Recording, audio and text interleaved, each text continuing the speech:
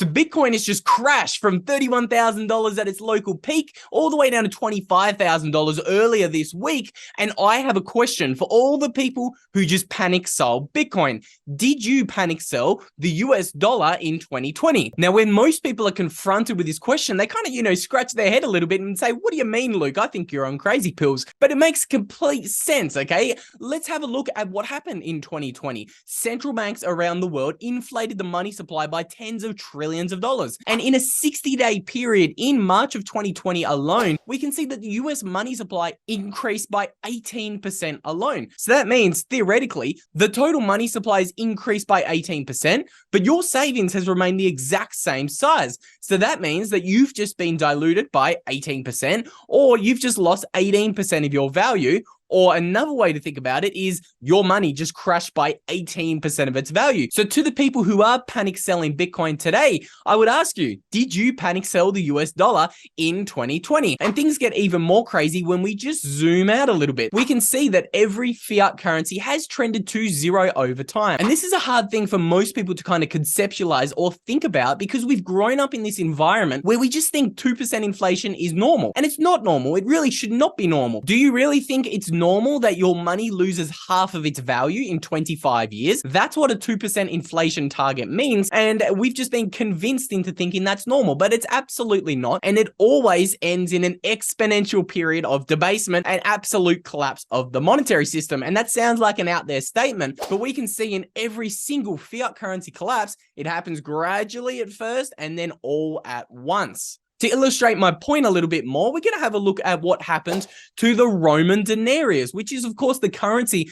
that the great empire, the Romans, actually used all the way back 2,000 years ago. So this is a really cool chart, and it's actually made by Jesse Myers, formerly known as Croesus, and it shows that the purchasing power of a Roman denarius silver coin was actually very stable for hundreds of years, okay? But then, all of a sudden, the debts that the Romans actually built up became completely unsustainable. And once debts do start to become unsustainable, governments only have one option to get through and make their payments, and that is always to debase the currency. And once the governments can no longer hide behind the smokescreen of having that debt unsustainably high, the debasement becomes very, very exponential. So the debasement always begins very slowly, and you see small things like coin clipping that can go on for a couple of hundred years in the case of the Roman Empire. But we can see that once you hit a little inflection point, things really do start to go absolutely exponential. So in the year 100 AD, each silver denarius coin actually had 95%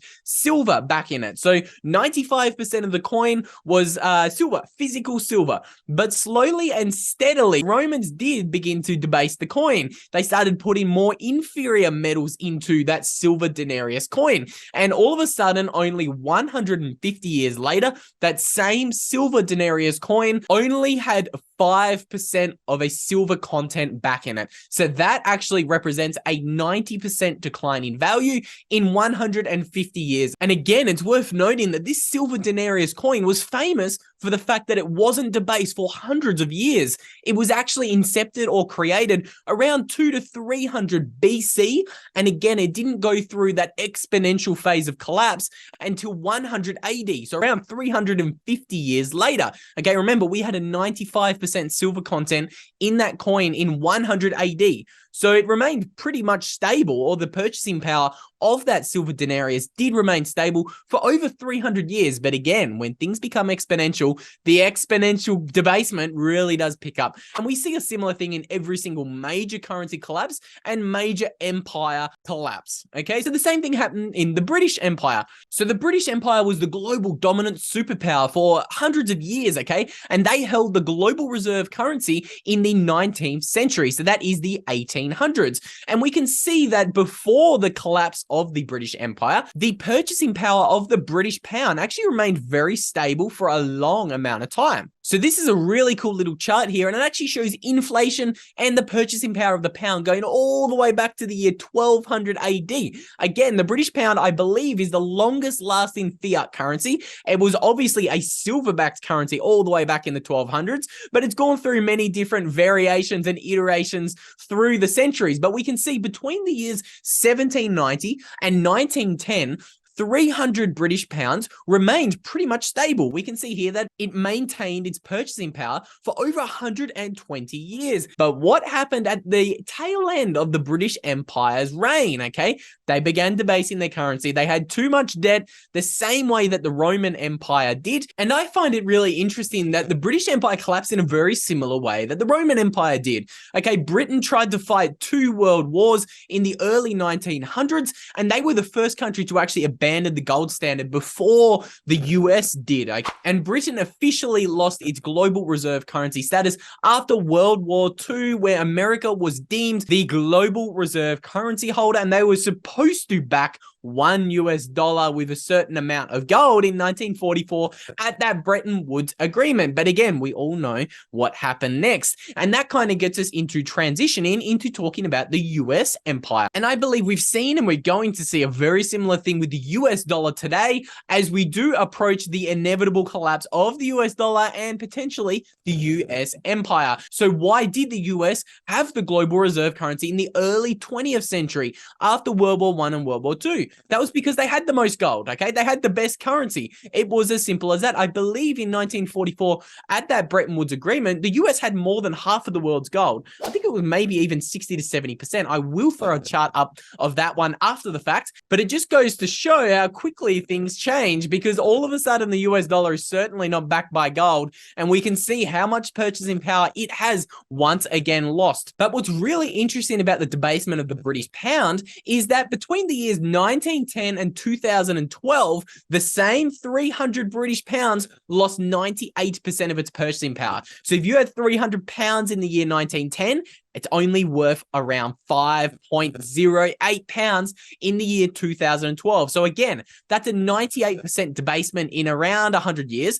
That's very similar to what the Roman Empire saw. So an exponential period of debasement as that empire is going through collapse. Now let's have a look at what's kind of happening with the US dollar and its US empire. So if you had a $100 bill in the year 1913 and you pass that down to your future generations, well, today in the year 2023, that $100 bill is only worth $2.74. So that is again a 97% loss in purchasing power in around 110 years. So this is very similar to Britain, and this is the exact same thing that happened in the Roman Empire thousands of years ago. So what do I want you guys to take away from this little trip back in memory lane? I think we all need to update the way that we think about money, okay?